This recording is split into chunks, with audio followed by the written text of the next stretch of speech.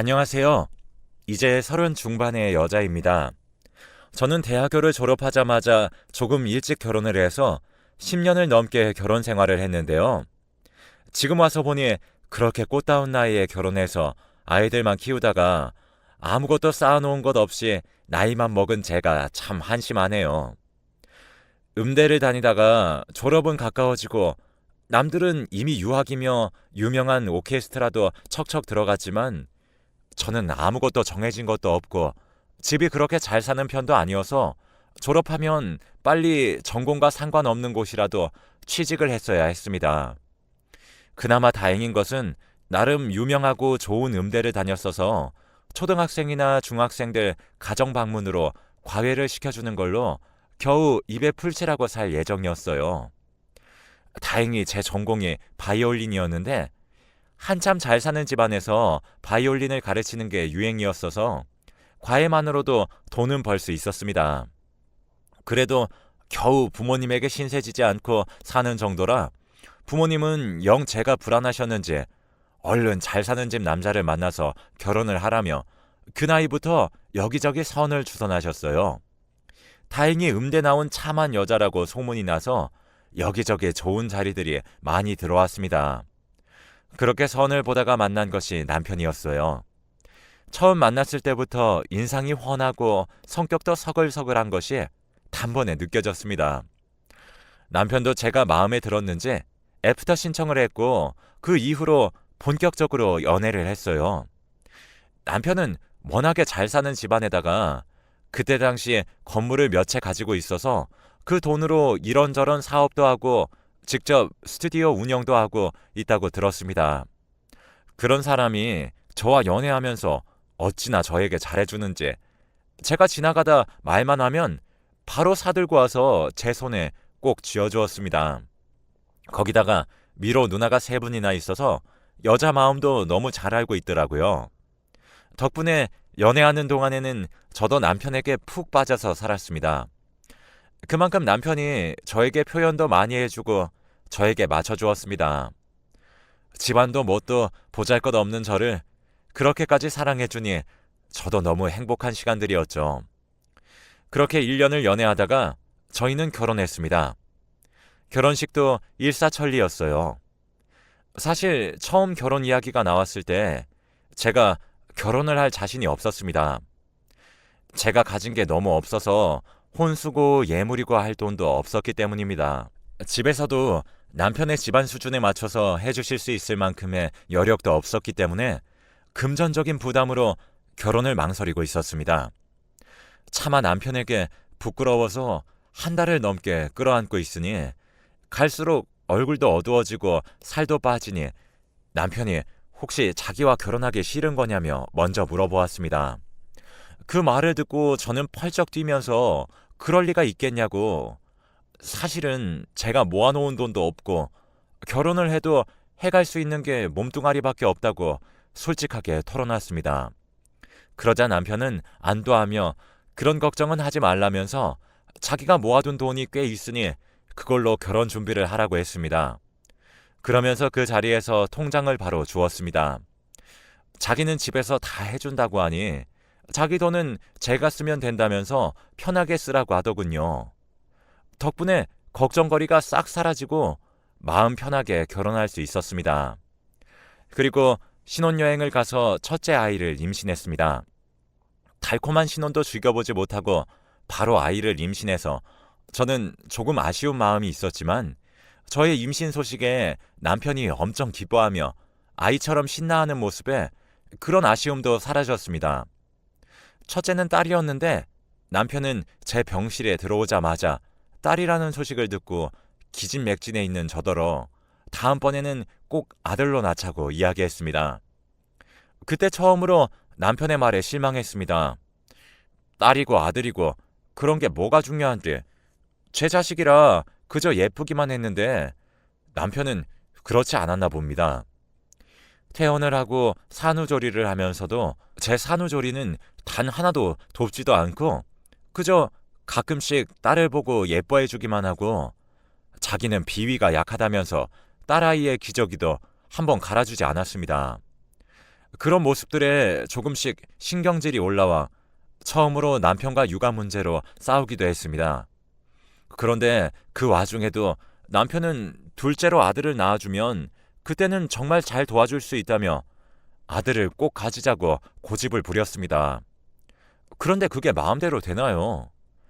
둘째를 가졌고 남편은 이번에는 아들이지 않을까 하는 생각에 들떠 있는 것이 눈에 선명하게 보였습니다.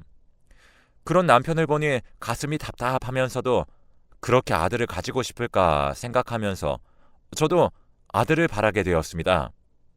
그런데 둘째를 낳을 때는 갑자기 집에서 양수가 터져서 저도 아이도 조금만 늦었으면 위험할 뻔했습니다. 남편은 그런 저를 걱정하면서도 둘째도 딸인 것을 보더니 이렇게 딸을 낳을 거면서 뭐하러 그 고생을 한 거냐며 중얼거렸습니다. 그 말을 듣고 화가 치밀었지만 대답할 기운도 없었어요. 남편은 그런 제 곁으로 와서는 셋째는 꼭 아들로 낳아달라며 천진난만하게 이야기했어요.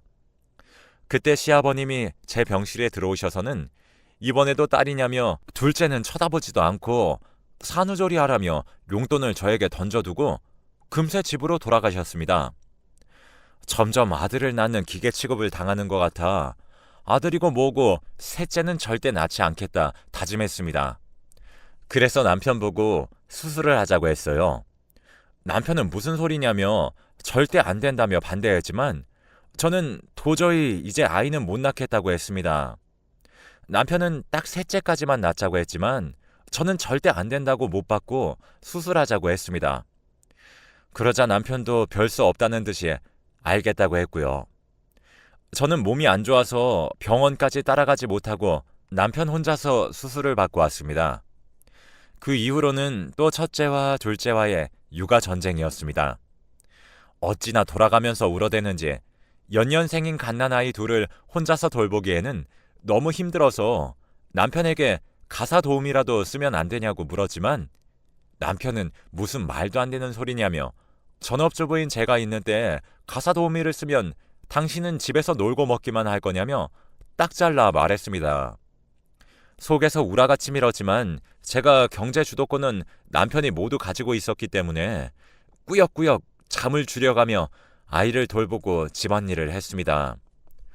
그렇게 3년이 지나니 그래도 아이들이 어린이집도 다녀오고 점점 일상에 익숙해졌어요. 그런데 이상하게 속이 계속 메스껍고 울컥울컥 하길래 설마 하고 임신 테스트기를 해보니 2줄이 나왔습니다. 저는 화들짝 놀라서 남편에게 제가 임신을 했다고 말하자 남편은 슬며시 웃으면서 사실은 그때 수술 안 하고 왔었다고 그제서야 말했습니다. 당시에 몸이 안 좋아서 직접 따라가서 확인해보지 않은 제 잘못이었죠. 남편이 수술하고 온 척 어찌나 연기를 잘하던지 깜빡 속아 넘어간 것이었습니다. 저는 어떻게 그런 걸 속일 수 있냐면서 제가 죽을 뻔했는데도 그러고 싶냐고 화를 냈지만 남편은 이번에는 진짜 아들일 거라면서 셋째 육아는 다 자기가 하겠다고 했습니다. 이미 생겨버린 아이를 지워버릴 수도 없는 노릇이었기 때문에 저는 남편에게서 셋째가 태어나면 남편이 육아를 담당하겠다는 각서까지 받아냈습니다. 물론 법적 효력은 없었지만 그만큼 남편에게 단단히 일러두었어요. 그리고 태어난 셋째는 남편이 그렇게 바라던 아들이었습니다. 셋째가 아들이라는 소식에 시부모님도 손녀들에게는 한 번도 해주시지 않았던 아기 신발이며 옷가지들을 선물로 한가득 주셨습니다. 남편은 드디어 아들이라며 저에게 아이 낳느라 수고했다는 말을 처음으로 건넸습니다. 그래도 그때만큼은 모두가 기뻐하고 있으니 그걸로 이제 다 된 줄로만 알았죠. 그 이후로 남편은 비위가 약하다더니 셋째의 기저귀도 갈고 분유도 알아서 척척 먹이고 이유식을 먹을 때까지 정말 열심히 아이를 돌봐주었습니다. 그러면서도 딸들은 예뻐해 주지도 않았습니다. 딸들은 그래도 나이가 3살, 4살이었으니 마냥 눈치가 없을 나이도 아니었으니 아빠가 셋째만 예뻐해 준다며 꿍에 있기도 하고 셋째에게 심술을 부리기도 했어요. 물론 그럴 때마다 남편은 두 딸을 어마무시하게 혼내서 결국에 울음을 터뜨리는 건 첫째와 둘째였습니다. 늘 가운데서 두 딸들을 달래고 남편에게 딸에게도 잘하라고 했지만 남편은 그저 아들만 예뻐라 하면서 3년을 넘게 아들만 싸고 돌았습니다. 심지어는 딸들이 이제 유치원을 다니면서 같은 반 친구들에게 아빠랑 다 같이 여행을 다녀왔다는 이야기를 들었는지 한 번은 남편에게 여행을 가자고 떼를 쓰는 겁니다. 그런데도 남편은 대충 알겠다며 그럼 가자고 하더니 장소를 정하는데 그것마저도 모두 셋째 위주로 돌아갔습니다. 두 딸은 워터파크에 가서 물놀이를 하고 싶어 했는데 남편은 금이야 오기야 셋째에게 그런 더러운 물에서 어떻게 놀게 하냐며 이렇게 어린 아기가 벌써부터 그런 곳에 가면 면역력이 떨어진다며 모두 안 된다고만 했습니다. 그래서 겨우겨우 공기 좋고 물도 깨끗한 계곡으로 큰 펜션을 잡아서 겨우 갔더니 거기서도 셋째를 안고 있다가 셋째가 모기에 물리자 아들이 간지러워한다면서 둘이서만 쏙 숙소로 들어가 버렸어요. 두 딸은 내심 아빠와 같이 놀기를 기대했었지만 그렇게 홀랑 들어가 버리니 서운해하는 기색이 역력했습니다. 대신에 제가 같이 놀아주긴 했지만 아빠처럼 힘을 써가며 아이들과 놀아주기는 부족해서 제가 다 미안해져서 두 딸을 더 감싸고 돌게 되었어요. 아들이 커갈수록 아빠는 완전히 자기 편이라는 걸 알았는지 집에서는 완전히 아나무인이 되었습니다. 저보다 남편이 주도권을 쥐고 있다는 걸 눈치로 깨달았었는지 두 딸에게는 물론이며 저에게까지 소리를 지르며 자기 마음대로 해줄 때까지 온갖 생떼를 썼습니다. 그런데 어린이집을 가서도 그런 버릇이 그대로인지 일주일에 두세 번씩은 담임 선생님에게 전화가 오고 사과하는 일이 일상이 되었습니다. 두 딸은 그런 문제 없이 잘 컸었는데 셋째는 자기 누나들이 자기 빼고 인형놀이를 하면 그 인형을 어떻게든 뺏어야 직성이 풀리는 성격이었어요. 그래놓고 막상 인형을 뺏으면 금세 흥미를 잃고 인형은 다시 구석에다가 박아두는 게 일상이었습니다. 남편은 그런 아들의 말이라면 누나들에게서 인형을 뺏어다 주니 누나들에게 자기가 더 힘이 있다는 걸 보여주려고 그랬던 것 같네요. 그런데 딸들이 초등학교에 들어가고 나서부터 남편은 밖으로 나돌기 시작했습니다. 든든한 자기 편이었던 아빠가 집에 있지를 않으니 아들은 때를 써도 아무도 들어주지 않고 오히려 야단을 맞으니 금세 기가 죽어 툭하면 아빠는 어디 갔냐며 보채면서 울다가 결국에는 그나마 자기를 예뻐해주던 시아버님께 데려다 달라고 울고불고 때를 썼습니다. 결국엔 아들의 고집에 못 이겨 일주일에 2번씩 시댁에 아이들을 데려갔고 아들은 그곳에서는 아주 왕처럼 이거 해달라 저거 해달라 사람을 아주 부려먹었습니다. 딸들은 시댁에만 가면 찬밥 신세 밥도 아들 앞에만 맛있는 반찬을 가득 가져다 주니 불만이 차올랐는지 시댁에 가는 날이 되면 가기 싫다고 드러누워 고집을 피웠어요. 그동안 고집을 부리지도 않고 착하게 말을 잘 듣던 딸들이 그러니 저도 어쩔 수가 없는 노릇이었습니다. 결국에 매번 아들만 시댁에 데려다 놓고 저는 두 딸을 데리고 다시 집으로 돌아와 시간을 보냈습니다. 그런데 어느 날 딸과 집에서 숨바꼭질을 하고 함께 놀아주려 침대 옆 구석에 몸을 웅크리고 숨겼는데 침대 사이에 저는 쓰지도 않는 립스틱과 사진이 있었습니다. 뭔가 싶어서 겨우 손을 넣어서 빼내니 남편과 처음 보는 여자가 다정하게 찍은 사진이었어요.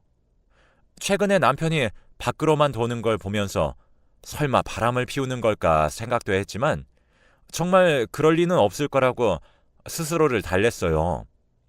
그런데 이렇게 떡하니 찍은 사진이 다른 곳도 아니고 집안에서 굴러다니는 꼴이라니 어이가 없었습니다. 화가 나서 자리에서 벌떡 일어나니 술래 역할이었던 딸이 저를 찾아내고서 저를 술래로 지목했습니다. 그런데도 제가 별 반응이 없자 딸은 금세 무슨 일이 있다는 것을 눈치채고 저에게 다가왔습니다. 딸이 다가오자 그래도 아이들에게 아빠인데 이런 사진을 보여주면 안 된다는 생각에 급하게 사진을 숨기고 이제 딸들에게 인형놀이 하라고 하고선 저는 방에 들어와서 한참을 생각에 잠겼습니다.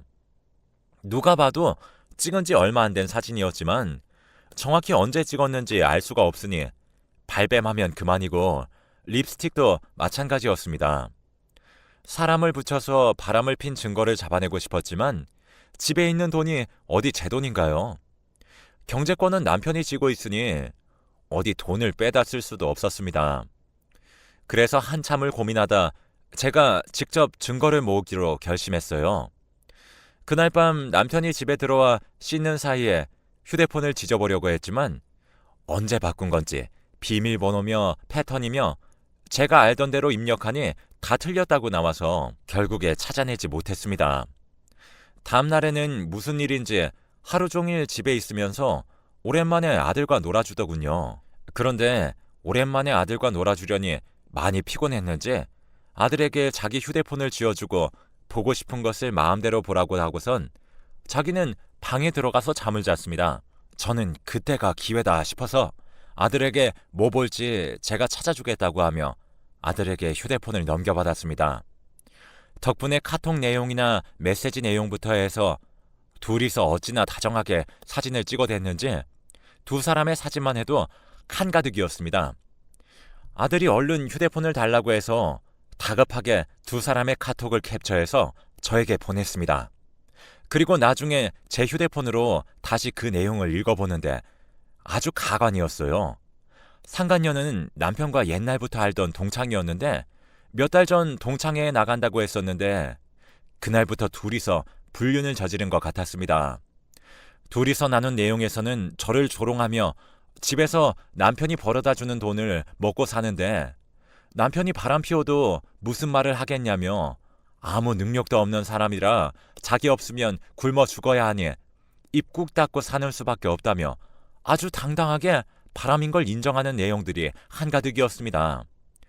그 내용들을 가지고 바로 자고 있는 남편의 멱살을 잡고 어떻게 그럴 수 있냐며 흔들어 깨웠습니다. 남편은 자다가 깜짝 놀라서 무슨 일이냐고 물었어요. 화가 머리끝까지 나서 카톡 내용 다 봤으니 변명할 생각은 하지도 말라고 했습니다. 그리고 이제 이혼할 테니 위자료고 양육비고 준비하라고. 저는 돈이 없지만 지금까지 평생 살림하면서 뒷바라지 해준 것만으로도 위자료 받을 자격이 있다고 소리치니 남편은 코웃음을 치며 무슨 소리 하냐며 자기는 한 푼도 못 준다고 했어요. 그러면서 위자료 받고 싶으면 이혼 소송하라며 저에게 소송하면 변호사 선임할 돈은 있냐면서 비아냥거렸습니다. 그 말을 듣고 너무 화가 나서 변호사도 필요 없다며 이미 여기 증거가 다 있으니 당장 소송하겠다고 하고서 다음날 소송을 접수했습니다. 처음에는 남편도 저를 비웃으면서 어디 한번 잘해보라고 했어요.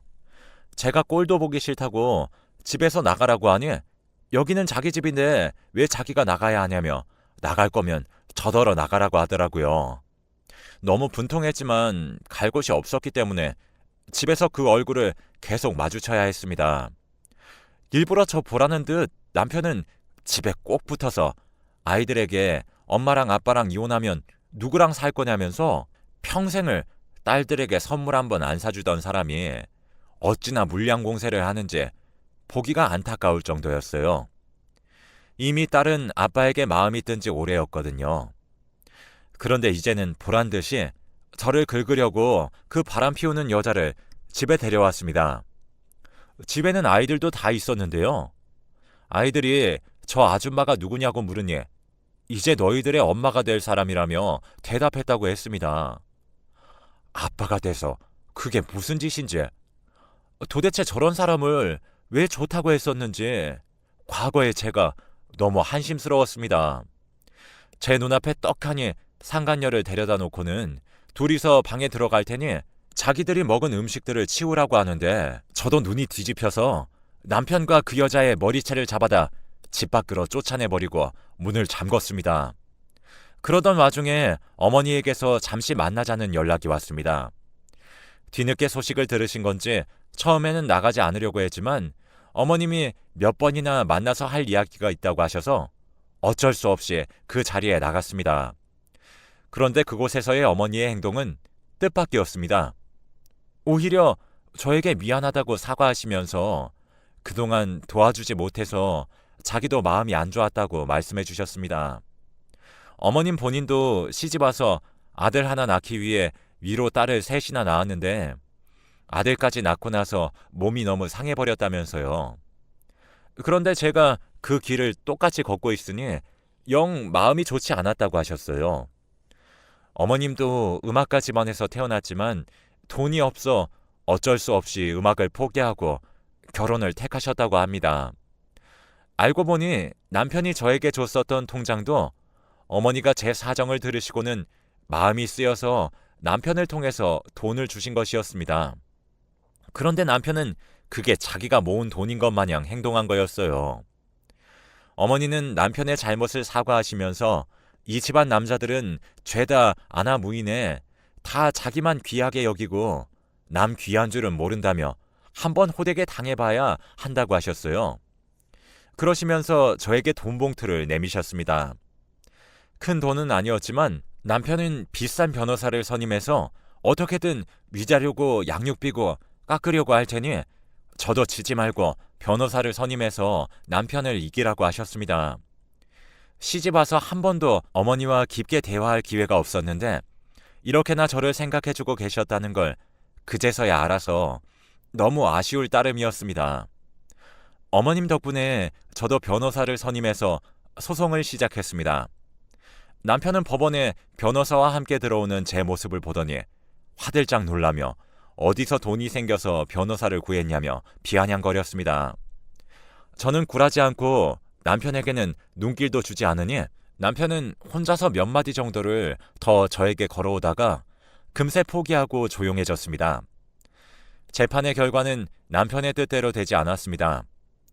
그동안 아이를 독박으로 살림시킨 것과 수술을 했다고 거짓말로 속여서 셋째까지 임신을 하게 한 것까지 해서 저희가 요구했던 위자료에서 2천만 원 정도만 깎인 8천만 원을 위자료로 받았습니다.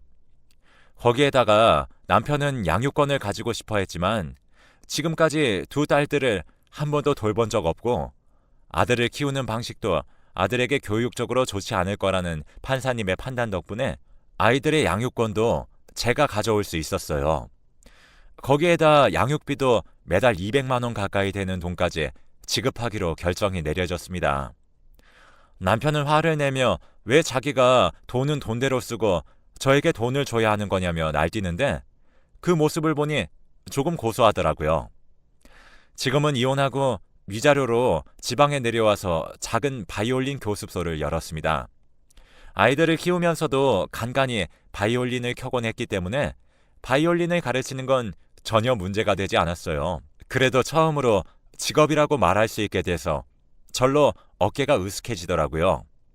아이들도 그런 엄마의 모습을 자랑스러워하고요.